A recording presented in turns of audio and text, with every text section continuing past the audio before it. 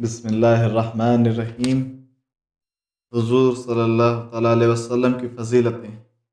حضرت ثوبان رضی اللہ تعالیٰ عنہ سے روایت ہے کہ انہوں نے کہا، حضور علیہ الصلوۃ والسلام نے فرمایا کہ میں خاتم النبیین ہوں، میرے بعد کوئی نبی نہیں۔ حضرت ابو ہریرہ رضی اللہ تعالیٰ عنہ سے روایت ہے کہ انہوں نے کہا، رسول کریم علیہ الصلوۃ والسلام نے فرمایا کہ رسولوں کا سلسلہ مجھ پر ختم کر دیا گیا۔ حضرت ارباز ابن ساریہ رضی اللہ تعالیٰ عنہ سے روایت ہے کہ وہ سرکار اقدس صلی اللہ تعالیٰ علیہ وسلم سے روایت کرتے ہیں، حضور صلی اللہ تعالیٰ علیہ وسلم نے فرمایا کہ میں خدا تعالیٰ کے نزدیک اس وقت خاتم النبیین لکھا گیا جبکہ حضرت آدم علیہ السلام گتھی ہوئی مٹی میں تھے۔ حضرت ابو ہریرہ رضی اللہ تعالیٰ عنہ سے روایت ہے کہ رسول کریم علیہ الصلوۃ والسلام نے فرمایا کہ میں سو رہا تھا، میں نے دیکھا کہ زمین کے خزانوں کی کنجیاں لائی گئی اور میرے دونوں ہاتھوں میں رکھ دی گئی۔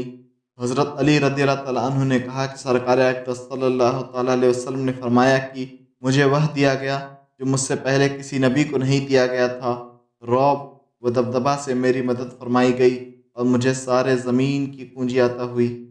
حضرت ابو ہریرہ رضی اللہ تعالیٰ عنہ نے کہا کہ رسول کریم علیہ الصلوۃ والسلام نے فرمایا کہ قیامت کے دن آدم علیہ السلام کی اولاد کا سردار رہوں گا، میں سب سے پہلے قبر سے اٹھوں گا اور سب سے پہلے میں ہی شفاعت کروں گا اور سب سے پہلے میری شفاعت قبول کی جائے گی۔ حضرت جابر رضی اللہ تعالیٰ عنہ نے کہا کہ سرکار اقدس صلی اللہ تعالیٰ علیہ وسلم نے فرمایا کہ میں سب سے پہلے شفاعت کروں گا اور میری شفاعت سب سے پہلے قبول کی جائے گی، مجھے اس پر گھمنڈ نہیں۔ حضرت ابن عباس رضی اللہ تعالیٰ عنہ نے کہا کہ رسول کریم علیہ الصلوۃ والسلام نے فرمایا کہ خدا تعالیٰ کے اولین و آخرین میں سب سے زیادہ عزت والا بزرگی والا میں ہوں۔ حضرت جابر ابن سمورہ رضی اللہ تعالیٰ عنہ نے فرمایا کہ میں نے سرکار اقدس صلی اللہ تعالیٰ علیہ وسلم کو چاندنی رات میں دیکھا تو کبھی میں حضور کی طرف دیکھتا تھا اور کبھی چاند کی طرف۔ حضور صلی اللہ تعالیٰ علیہ وسلم اس وقت لال کپڑا پہنے ہوئے تھے، وہ چاند سے بڑھ کر خوبصورت تھے۔ حضرت انس رضی اللہ تعالیٰ عنہ نے فرمایا کہ حضور علیہ الصلوۃ والسلام کا رنگ روشن اور چمکدار تھا اور حضور کا پسینہ جیسے موتی تھا، اور کسی دیبا و ریشم کے کپڑے کو میں نے حضور صلی اللہ تعالیٰ علیہ وسلم کی مبارک ہتھیلیوں سے نرم نہیں پایا، اور میں نے کوئی ایسا مشک و عنبر نہیں سونگھا جس کی خوشبو حضور صلی اللہ تعالیٰ علیہ وسلم کی جسم مبارک کی خوشبو سے بڑھ کر ہو۔ حضرت جابر رضی اللہ تعالیٰ عنہ سے روایت ہے کہ نبی کریم علیہ الصلوۃ والسلام جب کسی راستہ سے گزرتے، پھر حضور صلی اللہ تعالیٰ علیہ وسلم کے بعد جو بھی اس راستہ سے گزرتا تو حضور صلی اللہ تعالیٰ علیہ وسلم کے پسینہ کی مہک سے جان لیتا کہ حضور صلی اللہ تعالیٰ علیہ وسلم ادھر سے گزرے ہیں۔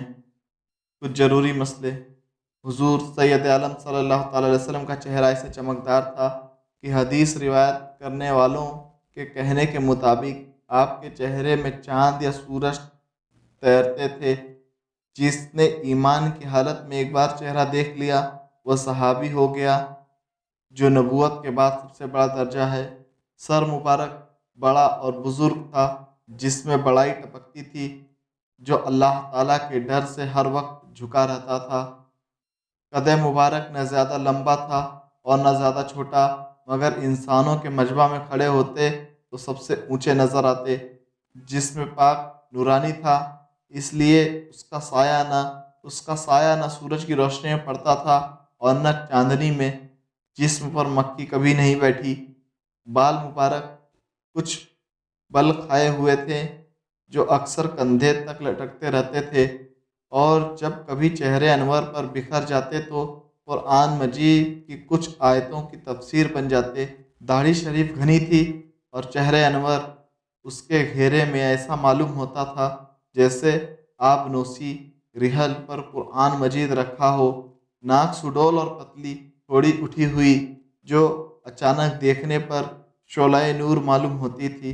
سینہ مبارک چوڑا تھا جس میں ناف تک بالوں کی ایک ہلکی تحریر تھی۔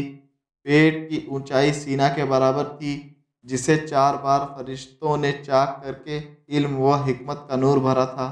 گردن شریف نہایت لطیف و شفاف تھی۔ بقول حضرت ابو ہریرہ رضی اللہ تعالیٰ عنہ چاندی کی ڈھلی ہوئی تھی۔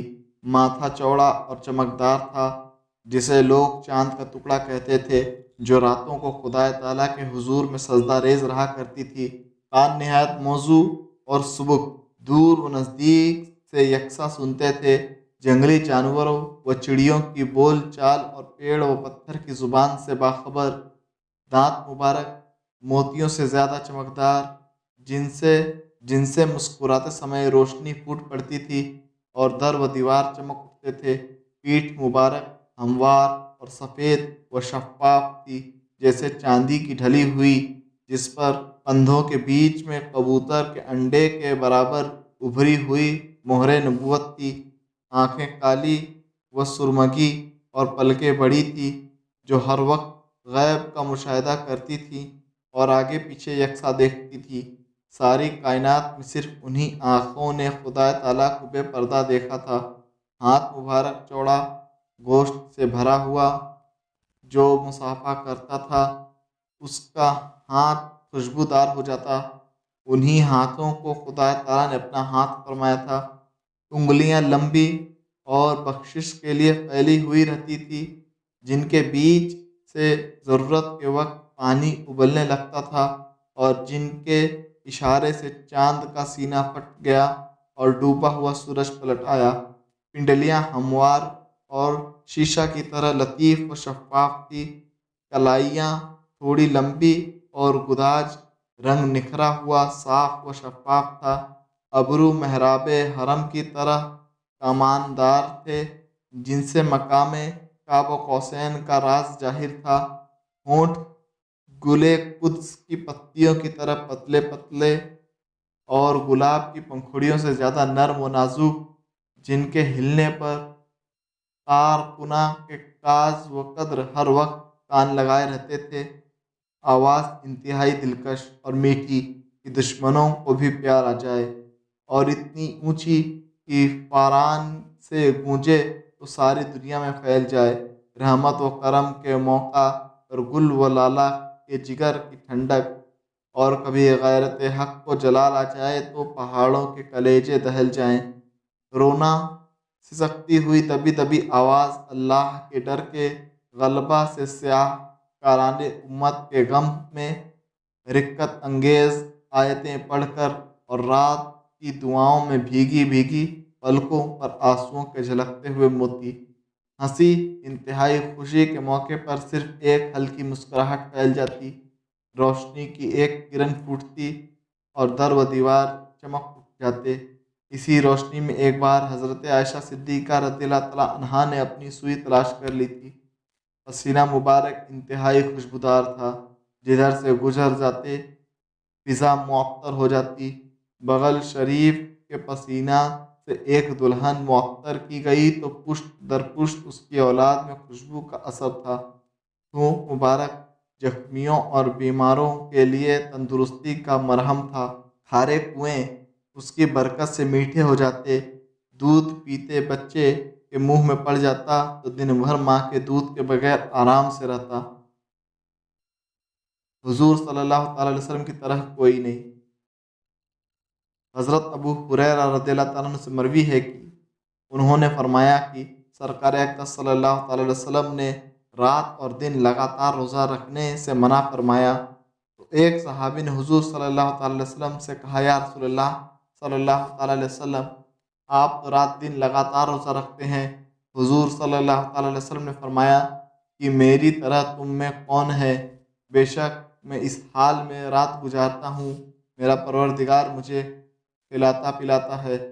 حضرت امام نووی رحمۃ اللہ علیہ فرماتے ہیں کہ حضور صلی اللہ تعالیٰ علیہ وسلم کے قول انی ابیت یطعمون ربی ویسقینی کا مطلب یہ ہے کہ خدا تعالیٰ مجھے وہ طاقت دیتا ہے جو اوروں کو کھا پی کر حاصل ہوتی ہے۔ حضرت ابن عمر رضی اللہ تعالیٰ عنہ سے روایت ہے کہ رسول کریم علیہ الصلوۃ والسلام نے ماہ رمضان میں رات دن لگاتار روزہ رکھا تو لوگوں نے بھی رات دن لگاتار روزہ رکھا، تو حضور صلی اللہ تعالیٰ علیہ وسلم نے لوگوں کو ایسا کرنے سے منع فرمایا۔ کہا گیا، حضور صلی اللہ تعالیٰ علیہ وسلم آپ تو رات دن لگاتار روزہ رکھتے ہیں۔ سرکار صلی اللہ تعالیٰ علیہ وسلم نے فرمایا کہ میں تمہاری طرح نہیں ہوں، میں کھلایا اور پلایا جاتا ہوں۔ حضرت ابو ہریرہ رضی اللہ تعالیٰ عنہ نے کہا کہ نبی کریم علیہ الصلوۃ والسلام نے صحابہ کرام سے فرمایا کہ تم لوگ رات دن روزہ مت رکھو۔ صحابہ نے کہا حضور صلی اللہ تعالیٰ علیہ وسلم آپ تو رات دن لگاتار روزہ رکھتے ہیں۔ سرکار اقدس صلی اللہ تعالیٰ علیہ وسلم نے فرمایا کہ میں تمہاری طرح ہرگز نہیں ہوں، بے شک میں اس حال میں رات گزارتا ہوں کہ میرا رب مجھے کھلاتا اور پلاتا ہے۔ حضور سید عالم صلی اللہ تعالیٰ علیہ وسلم کو اپنی طرح بشر نہیں کہنا چاہیے، اس لیے کہ نبی کو ان کے زمانے کے کافر اپنی طرح بشر کہا کرتے تھے، جیسا کہ پارہ 12 رکوع 3 میں ہے کہ حضرت نوح علیہ السلام کی قوم کے کافر نے کہا کہ ہم تمہیں اپنی ہی طرح بشر سمجھتے ہیں، اور پارہ 13 رکوع 14 میں ہے کہ کافروں نے حضرت موسیٰ علیہ السلام سے کہا کہ تم ہماری ہی طرح بشر ہو، اور پارہ 19 رکوع 14 میں ہے کہ کافروں نے حضرت شعیب علیہ السلام سے کہا کہ تم ہماری ہی طرح بشر ہو۔ قرآن مجید کی آیتوں سے معلوم ہوا کہ نبیوں کی توہین کے طور پر اپنی ہی طرح بشر کہنا کافروں کا طریقہ ہے۔ معراج کا بیان۔ حضرت انس ابن مالک رضی اللہ تعالیٰ عنہ سے روایت ہے کہ رسول کریم علیہ الصلوۃ والسلام نے فرمایا کہ میرے پاس ایک براق لایا گیا۔ یہ ایک سفید رنگ کا جانور تھا جس کا ڈیل گدھے سے اونچا اور خچر سے نیچا تھا۔ اس کا قدم اس جگہ پر پڑتا تھا جہاں تک نگاہ پہنچتی ہے۔ حضور صلی اللہ تعالیٰ علیہ وسلم نے فرمایا میں اس پر سوار ہوا یہاں تک کہ بیت المقدس میں آیا۔ حضور صلی اللہ تعالیٰ علیہ وسلم نے فرمایا تو میں نے براق کو اس کنڈا سے باندھ دیا جس سے نبی اپنی سواریوں کو باندھا کرتے تھے۔ حضور صلی اللہ تعالیٰ علیہ وسلم نے فرمایا پھر میں مسجد میں گیا اور 2 رکعت نماز پڑھی، پھر باہر نکلا تو جبریل میرے پاس ایک پیالہ شراب کا اور ایک پیالہ دودھ کا لائے۔ میں نے دودھ کا پیالہ لے لیا۔ جبریل نے کہا کہ آپ نے فطرت اسلام کو اختیار کر لیا۔ پھر جبریل مجھ کو آسمان کی طرف لے چلے۔ جبریل نے آسمان کا دروازہ کھولنے کے لیے کہا تو پوچھا گیا آپ کون ہیں؟ فرمایا میں جبریل ہوں۔ پھر پوچھا گیا آپ کے ساتھ کون ہے؟ انہوں نے کہا سرکار مصطفیٰ صلی اللہ تعالیٰ علیہ وسلم۔ پھر پوچھا گیا ان کو بلایا گیا ہے؟ فرمایا ہاں بلایا گیا ہے۔ پھر آسمان کا دروازہ ہمارے لیے کھول دیا گیا تو میں نے آدم علیہ السلام کو دیکھا، انہوں نے مجھے مرحبا کہا اور میرے لیے بھلائی کی دعا فرمائی۔ پھر جبریل مجھے دوسرے آسمان کی طرف لے چلے، انہوں نے آسمان کا دروازہ کھولنے کے لیے کہا تو پوچھا گیا آپ کون ہیں؟ فرمایا میں جبریل۔ پھر پوچھا گیا آپ کے ساتھ کون ہیں؟ فرمایا سرکار مصطفیٰ صلی اللہ تعالیٰ علیہ وسلم ہیں۔ پھر پوچھا گیا کیا ان کو بلایا گیا ہے؟ فرمایا ہاں بلایا گیا ہے۔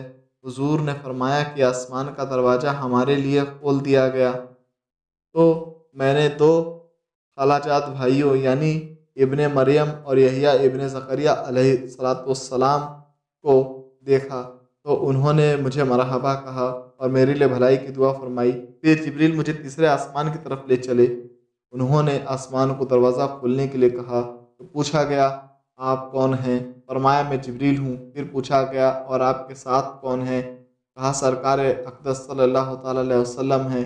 پھر پوچھا گیا ان کو بلایا گیا ہے؟ فرمایا ہاں بلایا گیا ہے۔ پھر آسمان کا دروازہ ہمارے لیے کھول دیا گیا، وہاں مجھ کو یوسف علیہ السلام دکھائی دیے جنہیں ساری دنیا کی آدھی خوبصورتی دی گئی ہے۔ انہوں نے مجھے مرحبا کہا اور میرے لیے بھلائی کی دعا فرمائی۔ پھر جبریل مجھے چوتھے آسمان کی طرف لے چلے تو جبریل علیہ السلام نے آسمان کا دروازہ کھولنے کے لیے کہا۔ پوچھا گیا یہ کون ہے؟ فرمایا میں جبریل ہوں۔ کہا گیا اور آپ کے ساتھ کون ہے؟ فرمایا سرکار اقدس صلی اللہ تعالیٰ علیہ وسلم ہیں۔ پھر پوچھا گیا ان کو بلایا گیا ہے؟ فرمایا ہاں بلایا گیا ہے۔ تو آسمان کا دروازہ ہمارے لیے کھول دیا گیا تو میں نے ادریس علیہ السلام کو دیکھا تو انہوں نے مرحبا کہا اور میرے لیے بھلائی کی دعا فرمائی، جن کے بارے میں خدا تعالیٰ نے فرمایا کہ اور ہم نے اسے اونچی جگہ پر اٹھا لیا۔ پھر جبریل مجھے 5ویں آسمان کی طرف لے چلے تو انہوں نے آسمان کا دروازہ کھولنے کے لیے فرمایا تو پوچھا گیا کون ہے؟ فرمایا میں جبریل ہوں۔ پھر پوچھا گیا اور آپ کے ساتھ کون ہے؟ فرمایا سرکار اقدس صلی اللہ تعالیٰ علیہ وسلم۔ پھر کہا گیا ان کو بلایا گیا ہے؟ فرمایا ہاں بلایا گیا ہے۔ تو ہمارے لیے آسمان کا دروازہ کھول دیا گیا۔ تو اچانک مجھ کو ہارون علیہ السلام دکھائی دیے، انہوں نے مرحبا کہا اور میرے لیے بھلائی کی دعا فرمائی۔ پھر جبریل ہم کو چھٹے آسمان کی طرف لے چلے، انہوں نے آسمان کا دروازہ کھولنے کے لیے کہا۔ پوچھا گیا کون ہے؟ فرمایا میں جبریل ہوں۔ پھر پوچھا گیا اور آپ کے ساتھ کون ہے؟ فرمایا سرکار اقدس صلی اللہ تعالی علیہ وسلم ہے۔ پھر کہا گیا اور ان کو بلایا گیا ہے؟ فرمایا ہاں بلایا گیا ہے۔ تو آسمان کا دروازہ ہمارے لیے کھول دیا گیا، تو میں نے موسیٰ علیہ السلام کو دیکھا، انہوں نے مرحبا فرمایا اور میرے لیے بھلائی کی دعا کی۔ پھر جبریل علیہ السلام ہمیں 7ویں آسمان کی طرف لے چلے، تو انہوں نے آسمان کا دروازہ کھولنے کے لیے کہا۔ تو پوچھا گیا کون ہے؟ فرمایا میں جبریل ہوں۔ پھر پوچھا گیا اور آپ کے ساتھ کون ہے؟ فرمایا سرکار اقدس صلی اللہ تعالی علیہ وسلم۔ پھر پوچھا گیا اور ان کو بلایا گیا ہے؟ فرمایا گیا ہاں بلایا گیا ہے، ہمارے لیے آسمان کا دروازہ کھول دیا گیا۔ تو ہم نے حضرت ابراہیم علیہ السلام کو دیکھا جو بیت المعمور سے اپنی پیٹھ کی ٹیک لگائے ہوئے بیٹھے تھے۔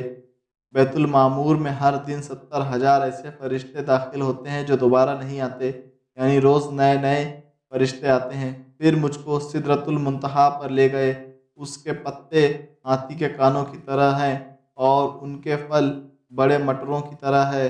تو جب سدرۃ المنتہا کو خدا تعالیٰ کے حکم سے ایک چیز نے ڈھانپ لی تو اس کا رنگ بدل گیا۔ خدا تعالیٰ کی پیدا کی ہوئی چیز میں سے کوئی اس کی خوبصورتی بیان کرنے کی طاقت نہیں رکھتا۔ پھر خدا تعالیٰ نے میری جانب وحی فرمائی، جو کچھ وحی فرمائی پھر اس نے رات دن میں 50 نماز میرے اوپر فرض فرمائی۔ میں واپسی میں موسیٰ علیہ السلام کے پاس آیا، انہوں نے پوچھا آپ کے پروردگار نے آپ کی امت پر کیا فرض فرمایا؟ میں نے کہا رات دن میں 50 نمازیں۔ موسیٰ علیہ السلام نے کہا اپنے پروردگار کے پاس جا کر کمی کی درخواست پیش کریں، اس لیے کہ آپ کی امت اتنی طاقت نہیں رکھتی۔ میں نے بنی اسرائیل کی آزمائش کی ہے اور اس کا امتحان لیا ہے۔ حضور صلی اللہ تعالی علیہ وسلم نے فرمایا تو میں نے واپس جا کر کہا اے میرے پروردگار میری امت پر آسانی فرما، تو خدا تعالیٰ نے میری امت سے 5 نمازیں کم کر دیں۔ میں پھر موسیٰ علیہ السلام کے پاس آیا اور کہا کہ مجھ سے 5 نمازیں کم کر دی گئی۔ انہوں نے کہا کہ آپ کی امت اس کی بھی طاقت نہیں رکھتی، آپ پھر اپنے پروردگار کے پاس جا کر کمی چاہیں۔ حضور صلی اللہ تعالی علیہ وسلم نے فرمایا کہ میں اپنے پروردگار اور موسیٰ علیہ السلام کے درمیان آتا جاتا رہا اور نماز کی کمی کا سلسلہ جاری رہا، یہاں تک کہ خدا تعالیٰ نے فرمایا اے محمد صلی اللہ تعالی علیہ وسلم یہ رات اور دن کے کل 5 نمازیں ہیں، ہر نماز کے لیے 10 نمازوں کا ثواب ہے، وہ 5 نمازیں ثواب میں 50 نمازوں کے برابر ہے۔ جس آدمی نے نیکی کا ارادہ کیا اور اس کو نہ کیا تو صرف ارادہ ہی سے اس کے لیے ایک نیکی لکھ دی جاتی ہے، اور اگر کر لیا تو اس کے لیے 10 نیکیاں لکھی جاتی ہیں۔ اور جو آدمی برے کام کا ارادہ کرے اور اس کو نہ کرے تو کچھ نہیں لکھا جاتا، اور کر لیا تو اس کے لیے ایک برائی لکھی جاتی ہے۔ حضور صلی اللہ تعالی علیہ وسلم نے فرمایا اس کے بعد میں اتر کر موسیٰ علیہ السلام کے پاس پہنچا تو ان کی حقیقت حال سے خبردار کیا۔ انہوں نے کہا کہ اپنے رب کے پاس جا کر اور کمی چاہیں، تو رسول اکرم صلی اللہ تعالی علیہ وسلم نے فرمایا کہ میں نے موسیٰ علیہ السلام سے کہا کہ میں اپنے رب کے پاس نماز کی کمی کے لیے اتنی بار حاضر ہوا ہوں کہ اب مجھ کو وہاں جاتے ہوئے شرم آتی ہے۔ حضرت جابر رضی اللہ تعالیٰ عنہ سے روایت ہے، انہوں نے رسول کریم صلی اللہ تعالی علیہ وسلم کو فرماتے سنا کہ جب قریش نے معراج کے واقعہ میں مجھ کو جھٹلایا تو میں ان کے سوالوں کا جواب دینے کے لیے مقام ہجر میں کھڑا ہوا تو خدا تعالیٰ نے بیت المقدس کو میری نگاہوں کے سامنے کر دیا۔ میں بیت المقدس کی طرف دیکھ رہا تھا اور اس کی نشانیوں کے بارے میں قریش کے سوالات کے جوابات دے رہا تھا۔ کچھ ضروری مسئلے۔ حضور صلی اللہ تعالی علیہ وسلم کو جاگتے میں بدن کے ساتھ معراج ہوئی تھی، اس لیے کہ اگر معراج نیند یا روح والی ہوتی تو قریش کے کافر حضور صلی اللہ تعالی علیہ وسلم کو ہرگز نہ جھٹلاتے اور نہ کچھ کمزور ایمان والے مسلمان مرتد ہوتے۔ حضور سید عالم صلی اللہ تعالی علیہ وسلم کو جاگتے میں جسم والی معراج ہونا برحق ہے۔ مکہ سے بیت المقدس تک کی سیر کا نہ ماننے والا کافر اور آسمانوں کی سیر کا نہ ماننے والا گمراہ و بددین اشیت الامعات جلد 4 صفحہ 526 میں ہے کہ مسجد حرام سے مسجد اقصیٰ تک اسراء ہے اور مسجد اقصیٰ سے آسمان تک معراج۔ اسراء نص قرآنی سے ثابت ہے، اس کا انکار کرنے والا کافر ہے، اور معراج مشہور حدیثوں سے ثابت ہے، اس کا نہ ماننے والا گمراہ اور بددین ہے۔ اور شرح عقائد نصفی صفحہ 100 میں ہے کہ جاگنے کی حالت میں بدن کے ساتھ آسمان اور اس کے اوپر جہاں تک خدا تعالیٰ نے چاہا سرکار اقدس صلی اللہ تعالیٰ علیہ وسلم کا جانا مشہور حدیثوں سے ثابت ہے، اس کا نہ ماننے والا بددین۔ اور اسی کتاب کے صفحہ 101 پر ہے کہ مسجد حرام سے بیت المقدس تک رات میں سیر فرمانا قطعی ہے، قرآن مجید سے ثابت ہے، اور زمین سے آسمان تک سیر فرمانا حدیثوں سے ثابت ہے۔ اور سید الفقہا حضرت ملا جیون رحمۃ اللہ علیہ فرماتے ہیں کہ مسجد اقصیٰ تک معراج قطعی ہے، قرآن سے ثابت ہے، اور آسمان دنیا تک مشہور حدیث سے ثابت ہے، اور آسمانوں سے اوپر تک احادیث سے ثابت ہے۔ تو پہلے کا نہ ماننے والا قطعی کافر ہے، اور دوسرے کا بددین، اور تیسرے کا نہ ماننے والا فاسق ہے۔ حضور سید عالم صلی اللہ تعالیٰ علیہ وسلم کو جاگنے کی حالت میں جسم کے ساتھ ایک بار اور سپنا میں کئی بار معراج ہوئی۔ اشیت الامعات جلد 4 صفحہ 527 میں ہے کہ معراج سپنا میں ہوئی تھی یا جاگنے میں، اور ایک بار ہوئی تھی یا بار بار، اس کے بارے میں عالموں کی باتیں کئی طرح کی ہیں۔ صحیح اور زیادہ عالموں کا مختار یہ ہے کہ معراج کئی بار ہوئی تھی، ایک بار جاگنے میں اور کئی بار سپنے میں۔ پھر 2 لائن کے بعد فرمایا تحقیق یہ ہے کہ معراج ایک بار جاگنے کی حالت میں بدن کے ساتھ ہوئی، مسجد حرام سے مسجد اقصیٰ تک، اور وہاں سے آسمان تک، اور آسمان سے جہاں تک کہ خدا تعالیٰ نے چاہا۔ اگر معراج کا واقعہ سپنا میں ہوتا تو اس قدر اتنا و فساد و شور گوگا کا سبب نہ ہوتا، اور کافروں کے جھگڑنے اور کچھ مسلمانوں کے مرتد ہونے کا سبب نہ بنتا۔ حضرت ملا جیون رحمۃ اللہ علیہ فرماتے ہیں صحیح یہ ہے کہ معراج جاگتے میں بدن کے ساتھ میں روح کے ہوئی۔ اہل سنت و جماعت کا یہی مسلک ہے۔ تو جس نے کہا کہ معراج صرف روح کے ساتھ ہوئی یا صرف سپنا میں ہوئی تو وہ بددین۔ معجزوں کا بیان۔ حضرت انس رضی اللہ تعالیٰ عنہ سے روایت ہے، انہوں نے فرمایا کہ مکہ والوں نے حضور سید عالم صلی اللہ تعالیٰ علیہ وسلم سے کہا کہ آپ کوئی معجزہ دکھائیے، تو سرکار اقدس صلی اللہ تعالیٰ علیہ وسلم نے چاند کے 2 ٹکڑے فرما کر انہیں دکھا دیا، یہاں تک کہ مکہ والوں نے ہیرا پہاڑ کو چاند کے 2 ٹکڑوں کے درمیان دیکھا۔ حضرت ابن مسعود رضی اللہ تعالیٰ عنہ سے روایت ہے کہ انہوں نے فرمایا کہ رسول کریم علیہ الصلوۃ والسلام کے زمانہ میں چاند 2 ٹکڑے ہو گیا، ایک ٹکڑا پہاڑ سے اوپر تھا اور دوسرا ٹکڑا پہاڑ کے نیچے۔ حضرت شیخ عبدالحق محدث دہلوی بخاری رحمۃ اللہ علیہ نے فرمایا کہ حضور سید عالم صلی اللہ تعالیٰ علیہ وسلم کے لیے چاند کا ٹکڑے ہونا یقیناً ہوا، جس کو صحابہ و تابعین رضوان اللہ تعالیٰ علیہم اجمعین نے کہ بہت سے لوگوں نے بیان کیا ہے، اور پھر ان سے حدیث بیان کرنے والی ایک بہت بڑی جماعت نے روایت کیا ہے۔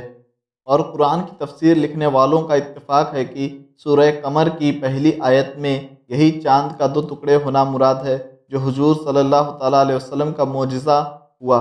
وہ انشقاق مراد نہیں جو قیامت کے قریب میں ہوگا۔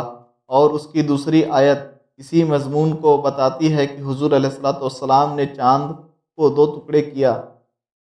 حضرت اسما بنت امیس رضی اللہ تعالیٰ عنہا سے روایت ہے کہ حضور صلی اللہ تعالیٰ علیہ وسلم پر اس حال میں وحی اتر رہی تھی کہ آپ کا مبارک سر حضرت علی رضی اللہ تعالیٰ عنہ کی گود میں تھا، تو حضرت علی رضی اللہ تعالیٰ عنہ عصر کی نماز نہیں پڑھ سکے یہاں تک کہ سورج ڈوب گیا۔ اس کے بعد حضور صلی اللہ تعالیٰ علیہ وسلم نے فرمایا کہ اے علی، کیا تم نے نماز پڑھی؟ انہوں نے کہا نہیں۔ تو حضور صلی اللہ تعالیٰ علیہ وسلم نے اللہ سے دعا کی، یا الہ العالمین، علی تیرے اور تیرے رسول کی فرما برداری میں تھا، اس لیے ان کی نماز عصر قضا ہو گئی، لہٰذا تو ان کے لیے سورج کو لوٹا دے۔ حضرت اسما بنت امیس فرماتی ہے کہ میں نے دیکھا کہ سورج ڈوب گیا تھا، پھر نبی کریم صلی اللہ تعالیٰ علیہ وسلم کی دعا کے بعد میں نے دیکھا کہ وہ نکل آیا اور اس کی کرنیں پہاڑوں اور زمین پر پھیل گئی۔ یہ واقعہ صحابہ میں ہوا جو خیبر کے قریب ہے۔ حضرت جابر رضی اللہ تعالیٰ عنہ سے روایت ہے کہ حضور علیہ الصلوۃ والسلام نے سورج کو حکم دیا کچھ دیر کے لیے چلنے سے رک جائے، وہ فوراً رک گیا۔ حضرت جابر رضی اللہ تعالیٰ عنہ نے فرمایا کہ نبی کریم علیہ الصلوۃ والسلام جب مسجد میں خطبہ پڑھتے تو کھجور کے تنا پر جو کھمبا کے طور پر مسجد میں کھڑا تھا کمر لگا لیتے۔ پھر جب ممبر تیار ہو گیا اور حضور صلی اللہ تعالیٰ علیہ وسلم اس پر خطبہ پڑھنے کے لیے بیٹھے تو وہ کھمبا جس سے ٹیک لگا کر آپ خطبہ فرمایا کرتے تھے نبی کی جدائی میں چیخ اٹھا اور قریب تھا کہ پھٹ جائے، تو رسول اللہ صلی اللہ تعالیٰ علیہ وسلم ممبر سے اترے، یہاں تک کہ اس کھمبا کو پکڑ کر اپنے سینے سے لگا لیا۔ پھر اس کھمبا نے بچہ کی طرح رونا اور بلکنا شروع کیا جس کو تسلی دے کر چپ کیا جاتا ہے، یہاں تک کہ اس کھمبا کو قرار حاصل ہوا۔ حضرت ابن عمر رضی اللہ تعالیٰ عنہ نے فرمایا کہ ہم رسول کریم علیہ الصلوۃ والسلام کے ساتھ سفر کر رہے تھے کہ ایک دیہاتی آیا۔ جب وہ حضور صلی اللہ تعالیٰ علیہ وسلم کے قریب پہنچا تو آپ نے اس سے فرمایا، کیا تو اس بات کی گواہی دیتا ہے کہ ایک خدا کے سوا کوئی عبادت کے لائق نہیں اور محمد صلی اللہ تعالیٰ علیہ وسلم اللہ کے بندے اور رسول ہیں؟ دیہاتی نے کہا، آپ کی باتوں پر میرے سوا اور کون گواہی دے گا؟ حضور صلی اللہ تعالیٰ علیہ وسلم نے فرمایا، یہ ببول کا پیڑ گواہی دے گا۔ یہ فرما کر آپ نے اس پیڑ کو بلایا۔ آپ وادی کے کنارے تھے، وہ پیڑ زمین کو پھاڑتا ہوا چلا یہاں تک کہ آپ کے سامنے کھڑا ہو گیا۔ حضور علیہ الصلوۃ والسلام نے اس سے 3 بار گواہی طلب فرمائی۔ اس پیڑ نے تینوں بار گواہی دی کہ حقیقت میں ایسا ہی ہے جیسا کہ آپ صلی اللہ تعالیٰ علیہ وسلم نے فرمایا۔ اس کے بعد وہ پیڑ اپنی جگہ واپس چلا گیا۔ حضرت ابن عباس رضی اللہ تعالیٰ عنہ نے فرمایا کہ دیہاتی حضور علیہ الصلوۃ والسلام کے پاس آیا اور کہا کہ کیسے یقین کروں کہ آپ سچے نبی ہیں؟ حضور صلی اللہ تعالیٰ علیہ وسلم نے فرمایا کہ کھجور کے اس گچھا کو اگر میں بلاؤں اور وہ میرے پاس آ کر اس بات کی گواہی دے کہ خدا تعالیٰ کا رسول ہوں، جب تجھے یقین آ جائے گا۔ پھر حضور صلی اللہ تعالیٰ علیہ وسلم نے اس گچھا کو بلایا تو وہ کھجور کے پیڑ سے اترنے لگا یہاں تک کہ حضور صلی اللہ تعالیٰ علیہ وسلم کے قریب زمین پر آ کر گرا۔ پھر آپ نے فرمایا کہ واپس چلا جا، تو وہ گچھا واپس چلا گیا۔ یہ دیکھ کر وہ دیہاتی مسلمان ہو گیا۔ حضرت عبداللہ رضی اللہ تعالیٰ عنہ نے فرمایا کہ ہم تو معجزوں کو برکت کا سبب سمجھتے تھے اور تم ان کو ڈرانے کا سبب سمجھتے ہو۔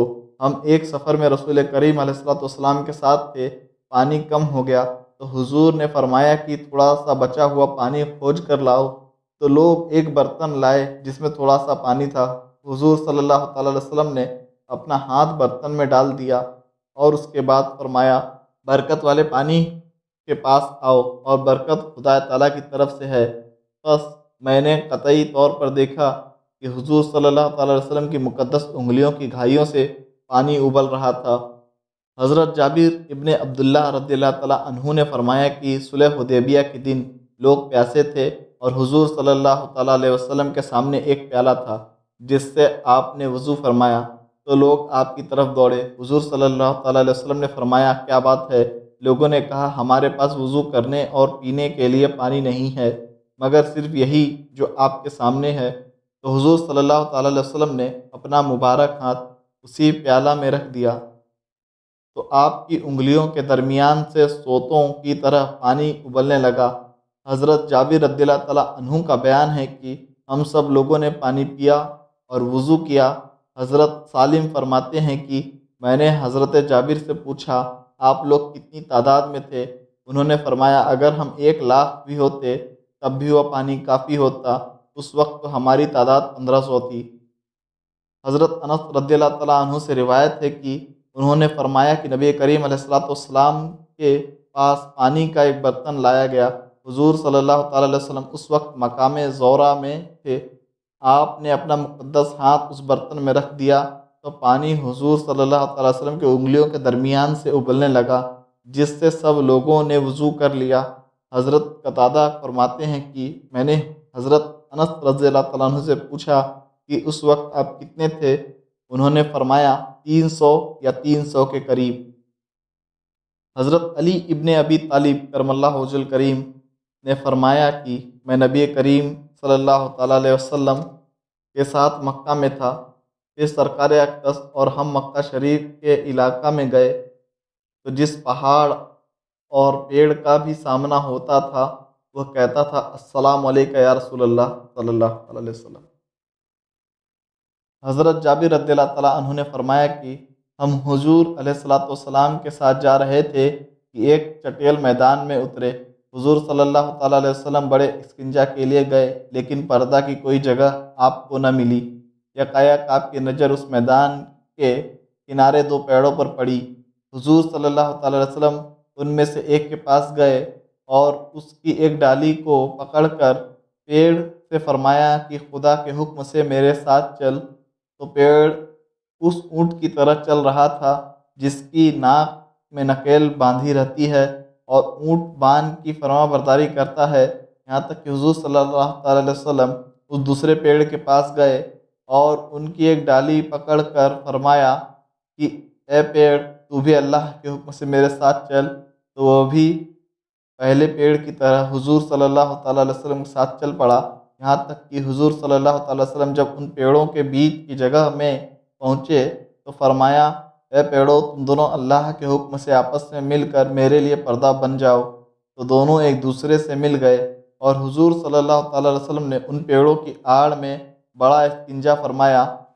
حضرت جابر رضی اللہ تعالیٰ عنہ بیان کرتے ہیں کہ اس عجیب واقعہ کو دیکھ کر میں بیٹھا سوچ رہا تھا کہ میری نگاہ اٹھی تو یکایک میں نے دیکھا کہ حضور اقدس صلی اللہ تعالیٰ علیہ وسلم آ رہے ہیں اور دیکھا کہ وہ دونوں پیڑ الگ ہو کر چلے اور اپنی جگہ پر کھڑے ہو گئے۔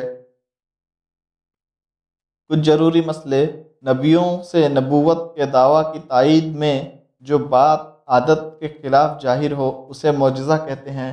نبی کے معجزہ کو بالکل نہ ماننے والا کافر، ملحد اور زندیق ہے۔ جو معجزہ دلیل قطعی سے ثابت ہو، جیسے معراج کی رات میں حضور صلی اللہ تعالیٰ علیہ وسلم کا مسجد حرام سے مسجد اقصیٰ تک کی سیر فرمانا، اس پر ایمان لانا فرض ہے، اور اس کا نہ ماننے والا کافر۔ جو معجزہ مشہور حدیثوں سے ثابت ہو، جیسے سرکار اقدس صلی اللہ تعالیٰ علیہ وسلم کا معراج کی رات میں آسمانوں کی سیر فرمانا، اس کا ماننا لازم و ضروری ہے اور اس کا نہ ماننے والا گنہگار بدمذہب ہے۔ جو معجزہ خبر واحد سے ثابت ہو، چاہے ضعیف طور پر فضائل میں، وہ بھی معتبر ہے۔ نبی کی نبوت ظاہر ہونے سے پہلے جو باتیں خرق عادت کے طور پر صادر ہو اسے ارہاس کہتے ہیں۔ کرامت کا بیان۔ حضرت ابن عمر رضی اللہ تعالیٰ عنہ سے روایت ہے کہ حضرت فاروق اعظم رضی اللہ تعالیٰ عنہ نے ایک لشکر نہابند کی طرف ایران صوبہ اذربائیجان میں ایک پہاڑی شہر ہے جہاں مدینہ شریف سے 1 مہینہ میں نہیں پہنچ سکتے، اور اس لشکر پر ایک مرد کو سپہ سالار مقرر فرمایا جن کو ساریہ کہا جاتا تھا۔ جبکہ حضرت عمر رضی اللہ تعالیٰ عنہ مدینہ شریف میں خطبہ پڑھ رہے تھے، یکایک اونچی آواز سے فرمانے لگے اے ساریہ پہاڑ کی پناہ لو۔ کچھ دنوں کے بعد لشکر سے ایک ایلچی آیا تو اس نے کہا اے امیر المومنین، ہمارے دشمن نے ہم پر حملہ کیا تو ہم کو ہرا دیا۔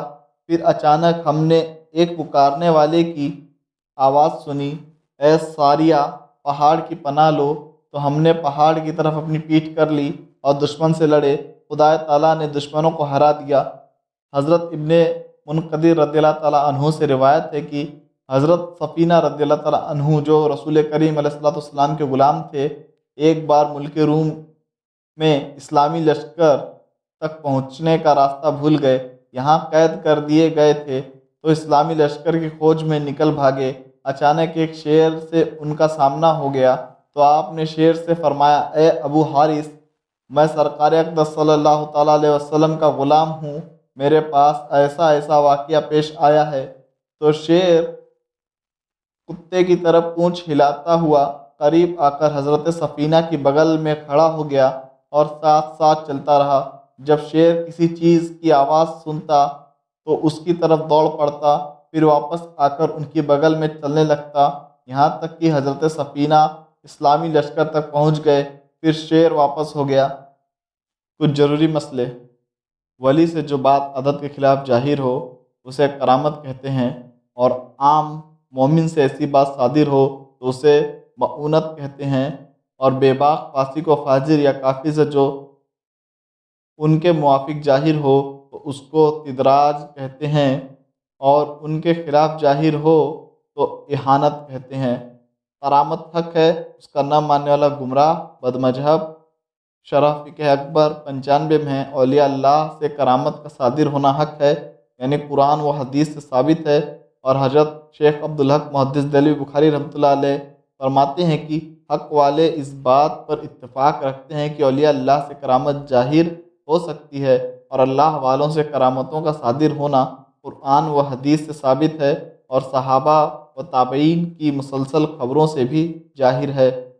ولی وہ مسلمان ہے جو اللہ کی ذات اور اس کی خوبیوں کو پہچانتا ہو، شریعت کا پابند ہو، اور لذتوں و شہوتوں سے بہت زیادہ نہ لگا رہتا ہو۔ ولی وہی آدمی ہو سکتا ہے جس کا عقیدہ مذہب اہل سنت و جماعت کے مطابق ہو۔ کوئی مرتد یا بد مذہب جیسے دیوبندی، وہابی، قادیانی، رافضی اور نیچری وغیرہ ہرگز ولی نہیں ہو سکتا۔ اولیاء اللہ اور دوسرے نیک مسلمانوں کا فیض انتقال کے بعد بھی جاری رہتا ہے۔ علم غیب کا بیان۔ حضرت فاروق اعظم رضی اللہ تعالیٰ عنہ فرماتے ہیں کہ ایک بار حضور علیہ الصلوۃ والسلام ہم لوگوں کے مجمع میں کھڑے ہوئے تو حضور صلی اللہ تعالیٰ علیہ وسلم نے شروع پیدائش سے جنتیوں کے جنت میں اور جہنمیوں کے جہنم میں جانے تک کے سارے حالات کی ہمیں خبر دے دی۔ حضور صلی اللہ تعالیٰ علیہ وسلم سے سننے والوں میں جس نے اس بیان کو یاد رکھا اور جو بھول گیا وہ بھول گیا۔ معلوم ہوا کہ سرکار اقدس صلی اللہ تعالیٰ علیہ وسلم کو مخلوقات کی پیدائش سے لے کر جنتیوں کے جنت اور جہنمیوں کے جہنم میں جانے تک کے سارے حالات کا علم ہے۔ حضرت ابو زید یعنی عمرو ابن اخطب انصاری رضی اللہ تعالیٰ عنہ فرماتے ہیں کہ حضور علیہ الصلوۃ والسلام نے ہمیں فجر کی نماز پڑھائی اور ممبر پر بیٹھ کر ہمارے سامنے تقریر فرمائی یہاں تک کہ ظہر کی نماز کا وقت آ گیا، پھر ممبر سے اتر کر نماز پڑھائی، اس کے بعد ممبر پر بیٹھے، پھر ہمارے سامنے تقریر فرمائی یہاں تک کہ عصر کی نماز کا وقت آ گیا، پھر ممبر سے اتر کر نماز پڑھائی، اس کے بعد ممبر پر بیٹھے یہاں تک کہ سورج ڈوب گیا۔ تو اس تقریر میں جو کچھ ہوا اور جو کچھ ہونے والا ہے سب باتوں کو حضور صلی اللہ تعالی وسلم نے ہمیں خبر دے دی۔ تو ہم لوگوں میں سے سب سے بڑا عالم وہ آدمی ہے جسے حضور صلی اللہ تعالی وسلم کی بتائی ہوئی خبر زیادہ یاد ہے۔ معلوم ہوا کہ حضور صلی اللہ تعالی وسلم کو ما کانا ما یکون کا علم ہے، یعنی آپ گزری ہوئی اور بعد میں ہونے والی ساری باتیں جانتے ہیں۔ حضرت ثوبان رضی اللہ تعالیٰ عنہ نے کہا کہ حضور علیہ الصلوۃ والسلام نے فرمایا کہ اللہ تعالیٰ نے میرے لیے زمین سمیٹ دی تو میں نے پورب پشچم تک زمین کا سارا حصہ دیکھ لیا۔ اس حدیث شریف سے معلوم ہوا کہ پورب سے پشچم تک زمین کا ہر حصہ حضور صلی اللہ تعالی علیہ وسلم کی نگاہ کے سامنے ہے۔ حضرت حذیفہ رضی اللہ تعالیٰ عنہ نے فرمایا کہ خدا تعالیٰ کی قسم میں نہیں کہہ سکتا کہ میرے ساتھی بھول گئے ہیں یا بھول جانے کو ظاہر کرتے ہیں۔ دنیا کے ختم ہونے تک جتنے فتنے اٹھانے والے لوگ پیدا ہوں گے جن کے ساتھیوں کی تعداد 300 سے زیادہ ہوگی، خدا تعالیٰ کی قسم حضور صلی اللہ تعالی علیہ وسلم نے ہمیں ان کا نام، ان کے باپ کا نام، ان کے خاندان کا نام بتا دیا۔